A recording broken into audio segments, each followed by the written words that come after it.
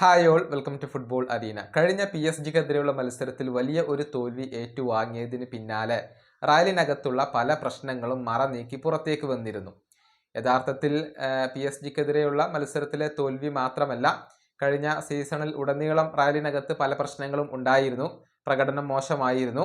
ഏതായാലും വിനീഷ്യസും എംബപ്പയുമാണ് ഏറ്റവും കൂടുതൽ ഇപ്പോൾ വിമർശനങ്ങൾക്ക് ഇരയായിക്കൊണ്ടിരിക്കുന്നത്. ഇതേക്കുറിച്ച് പല താരങ്ങളും ഇപ്പോൾ സംസാരിച്ചു തുടങ്ങിയിട്ടുണ്ട്. മുൻപ് റയലിന് വേണ്ടി കളിച്ചിട്ടുള്ള പലരും തങ്ങളുടെ അഭിപ്രായങ്ങൾ പ്രകടിപ്പിച്ചിട്ടുണ്ട്. ടോണി ക്രൂസ് ഇപ്പോഴത്തെ റയലിൻ്റെ പ്രശ്നങ്ങളെക്കുറിച്ച് സംസാരിച്ചിട്ടുണ്ട്.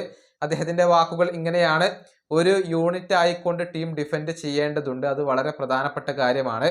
എല്ലാവരും ഒരുമിച്ച് നിന്ന് വർക്ക് ചെയ്യുമ്പോൾ പന്ത് തിരിച്ചു പിടിക്കാൻ എല്ലാവർക്കും ഒരു എനർജി ഉണ്ടാകും. ആ എനർജി ഇല്ലെങ്കിൽ നമ്മൾ വെറുതെ കിടന്ന് ഓടേണ്ടി വരും.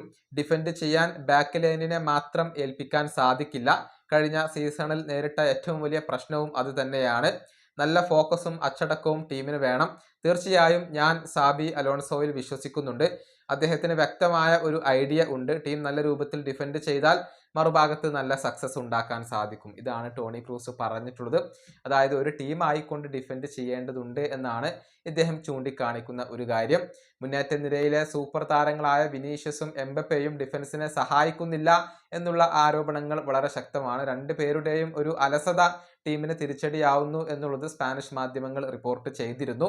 ഏതായാലും ടീമിനകത്തെ എല്ലാ പ്രശ്നങ്ങളും പരിഹരിക്കേണ്ടത് സാബി അലോൺസോ തന്നെയാണ്. പ്രസ്സിങ്ങിന് വളരെയധികം പേരുകേട്ട ഒരു പരിശീലകനാണ് സാബി അലോൺസോ. റയലിനകത്തും അത് നടപ്പിലാക്കാൻ കഴിയും എന്ന് തന്നെയാണ് ഇപ്പോൾ പ്രതീക്ഷിക്കപ്പെടുന്നത്. ഈ വീഡിയോ അവസാനിപ്പിക്കുന്നു. അടുത്തൊരു വീണ്ടും കാണാം.